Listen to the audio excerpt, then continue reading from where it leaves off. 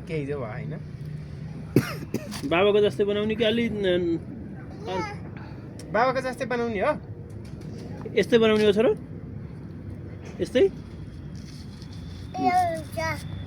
अय हुन्न आवाज न त जाबो कपाल 3टा महिनाला केही जाँदैन ती नानीको कपाल एकछिन नचिस्काउन है नानी कस्तो नि कले कपाल काटिदिनु भयो त्यो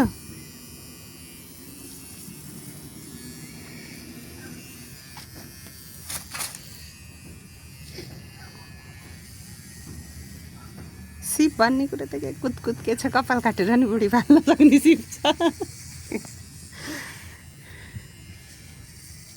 भेटिन पर्यो त्यही बुढी जस्तै हुन्छ बाबाको दारीले अయ్యా भएछ अझै लगाइदिनु पानी पानी राइ नहाल्यो है फेरि जुत्ता हुन सक्छ नहाल्यो वाउ नानी त ब्युटिफुल हेर न हजुर आफ्नो त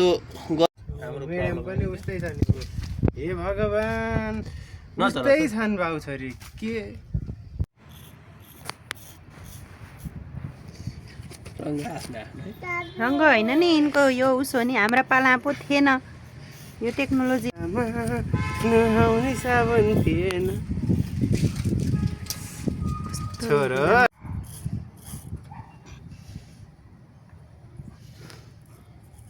यति सेन्सिटिभ काम जिन्दगी पहिलोचोटि गर्न होला काकुले अहिले त खिच्न पर्यो नि रोक रोक खिच्दैछु नरिसाउ फेरि मान्छेहरूले त किन रिसाइरहेछन् कपाल काट्दाखेरि नानीलाई मजा आएन कि भन्छ के भएर यति पानी लगाइदिन्छु हो त्यता सुकेछ क्या हो क्या ल ल ल केही भएन मलाई थाहा हुन्छ नि त नानीलाई दुखेको छ चिलाएछ अझै पनि त्यही चिला भनेर काट्दै हो यसो निद्रा लाग्यो बिचरा अब काट्ने भन्ने फेरि निद्रा पनि साँच्चै निद्रा आउँछ कि यो मजाले चिलाउँछ चिलाउनु छोड्छ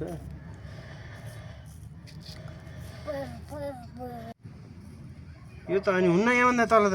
त्योभन्दा तल नकाट्दै के हुन्न यहाँ त कहाँ काटिदिन्छ नकाटिदिनु तल नै यताको भाग के हो यो कहाँ काटिदिन्छ यो त काट्नु मिल्दैन तल त काट्नु नगर्ने साबुन लगाएर कस्तो लाग्यो नानीलाई राम्रो लाग्यो मजा आयो दुख्यो कि नै